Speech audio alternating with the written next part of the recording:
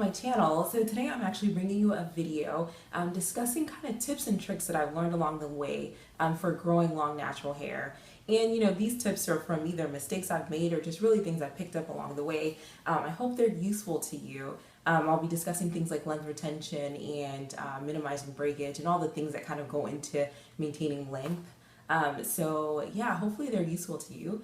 If you do like this video, don't forget to like and subscribe, and let's get started. Alright, and sorry, I'm gonna actually be using my phone because I've made some notes on my phone. The first tip, the most important tip I think I've learned is learning how to manipulate my hair. I think that is by far the most important thing I've learned throughout this whole natural hair care journey process, or whatever you want to call it. You always hear like it's important to kind of treat your hair like it's fine silk. You have to handle it with the utmost care, and that's super important. And there's so many different ways that you have to manipulate your hair, detangling to like wash day where you're like washing and conditioning, to like days where you're styling it. For me, one of the really important things was learning how to manipulate my hair when detangling my hair. Back when I was relaxed, whenever I would detangle my hair, I would comb and comb and comb my hair until I got every single knot and tangle out, and until like the comb could just glide through my hair. And that's not something I can do anymore. That's not something that's ever gonna happen. I've had to learn that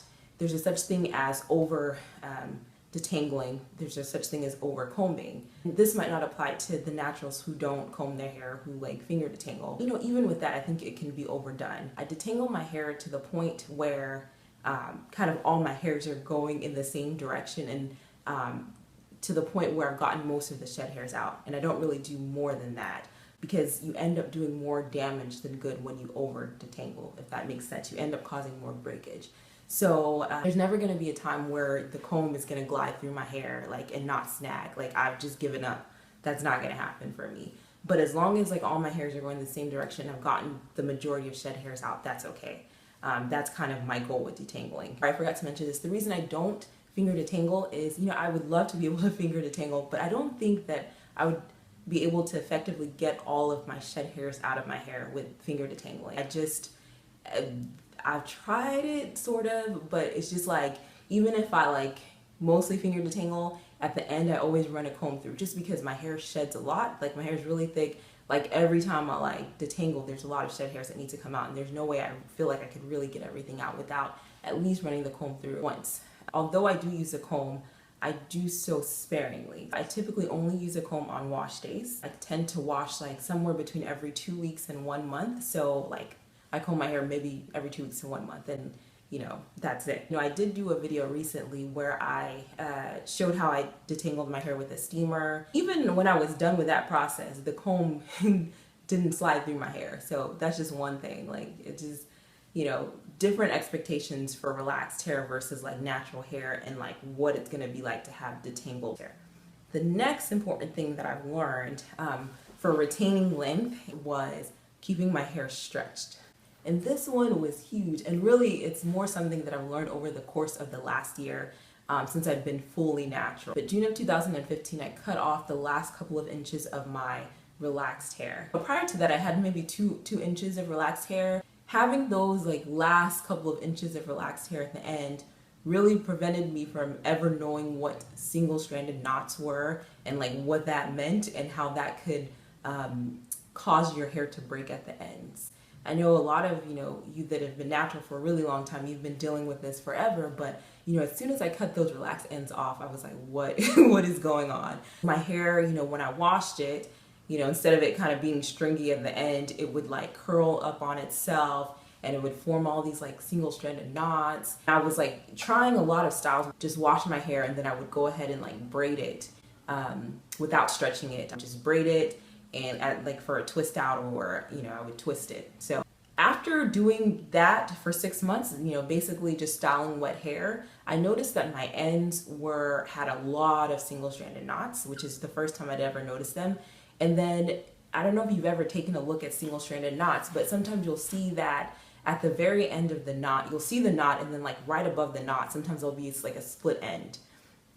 So like, I was going and looking through my hair, and I was seeing all these knots, and I was like, okay, what's going on?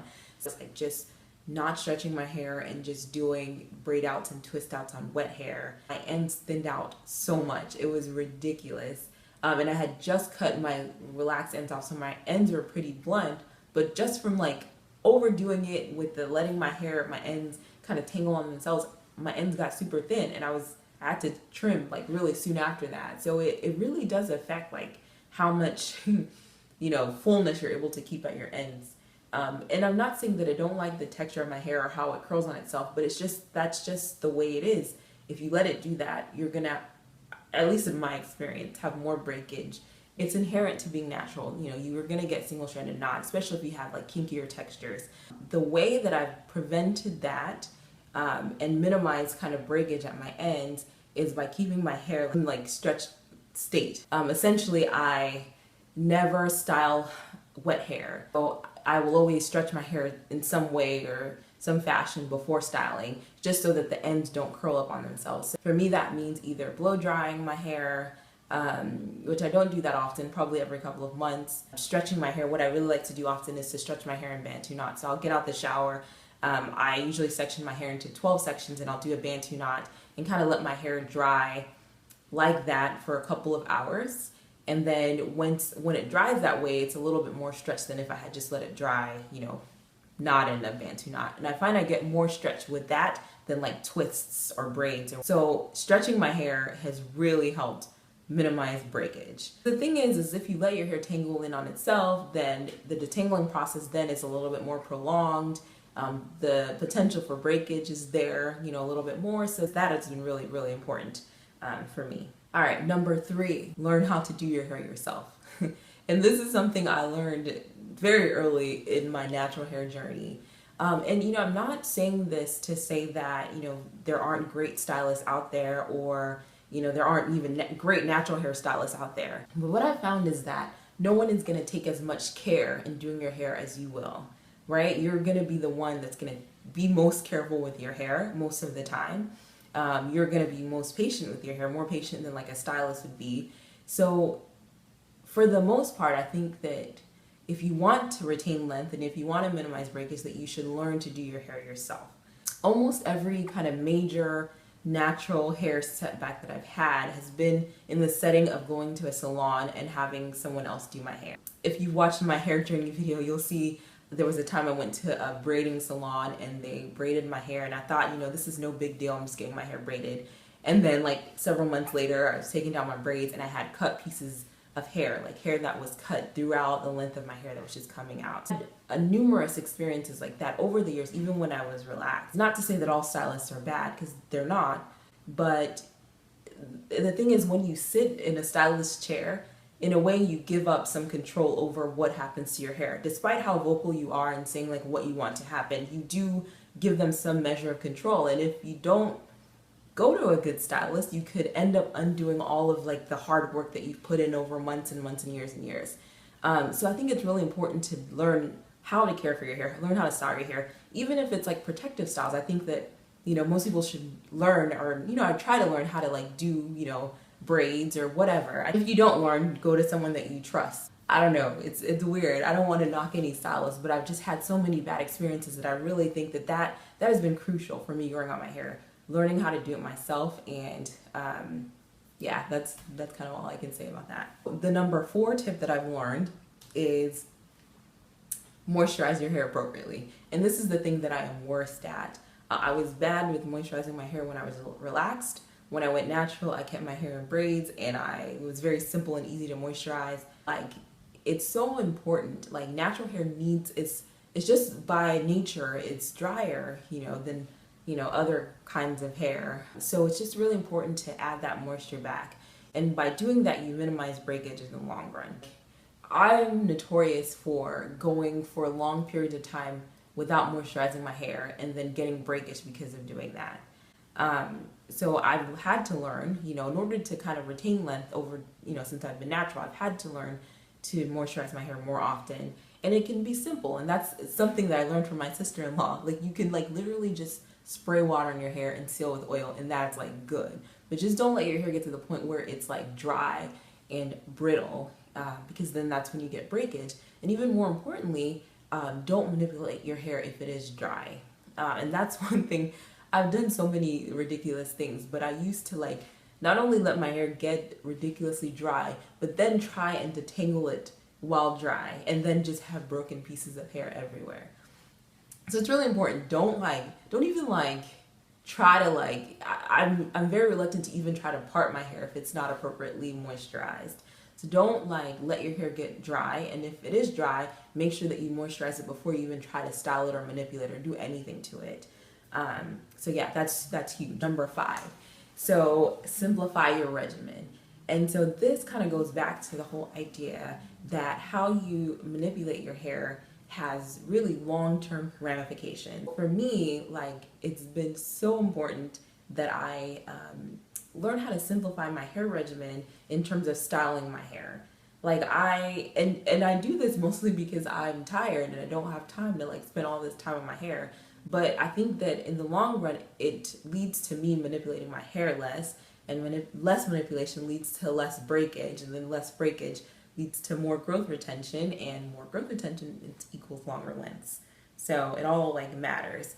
So I try to minimize the number of steps that I take in styling my hair. I try to minimize the number of times I have to manipulate my hair during the wash process. When I first went natural, that meant that I would wash my hair in twists. I wouldn't untwist the twist even in the shower as I'm shampooing my hair. I would condition my hair in the twists. In the end, I would find a way to stretch my hair. Usually I'd have to remove the twists at that point.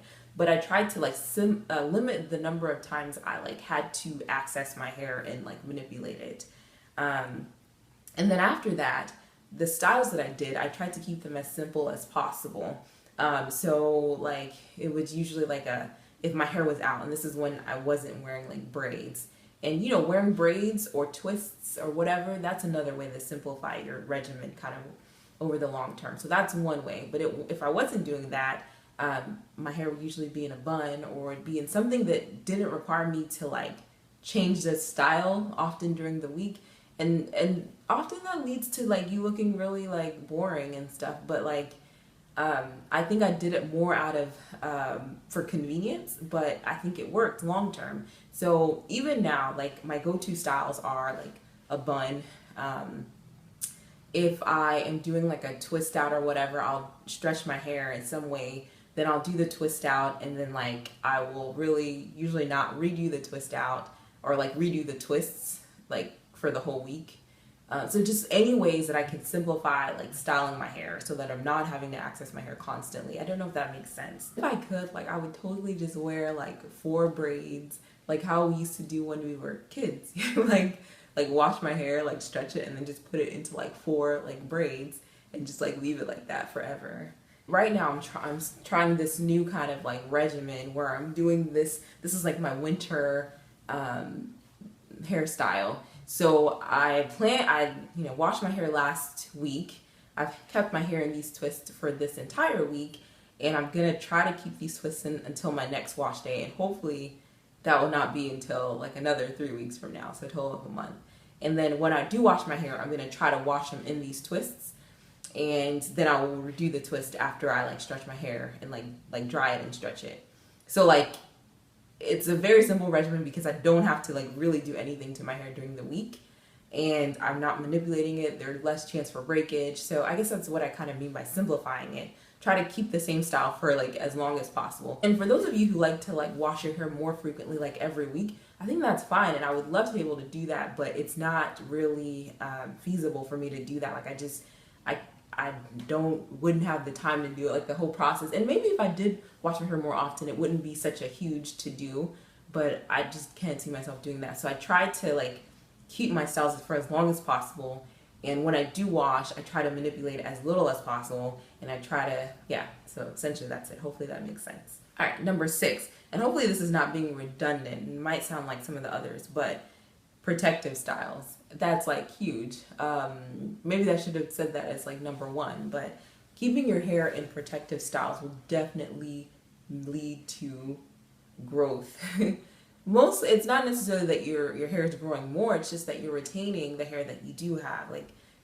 There's less chance for breakage, right? So for me, it was crucial. I would keep my hair in braids and twists, You know, this is back when I was like in medical school. I'd keep like twists in from like for like 3 to 6 months at a time, and I would like wash my hair in the twists, and I would like do everything in the twists, like condition, wash, everything. And then, you know, at the end of the 6 months, I would take down my hair and it would have grown, you know, a lot. I never really kept track of how much it grew, but it was like, you know, that like protecting your hair and not doing anything to it in terms of manipulation, like you'll, at the end of that time, you'll be amazed at how much your hair grows. I think that was like among the most important things, aside from learning how to manipulate my hair, just like protecting it. Mostly I use synthetic hair to do my twists and braids. Sometimes I would do just my own hair, but you don't have to use synthetic hair. Really the whole like principle behind it is like when you like braid your hair, you're in a way covering it and protecting it in that way. So and then the other thing is like you're adding what I like to call like tensile strength to it. So like a single strand of hair is like gonna break easily, but if you like even like this, if you twist your hair up, then you're not able to break the individual strands. For example, I like had like my nails done recently. I had like shellac nails or whatever, and my nails usually don't grow that long, but because I had that, you know, coating, it added extra strength to the nails and they grew longer than usual. So it's like you're protecting it from breakage either by like making it into a rope, which is stronger than an individual strand, or like just like covering it and putting it away. All right, guys, thank you so much for watching. I know that was kind of long. I feel like there are so many more tips that I could mention. Like there's some, you know, some obvious ones, like I deep condition at every wash. Like at night, I always wear like a satin or a silk scarf.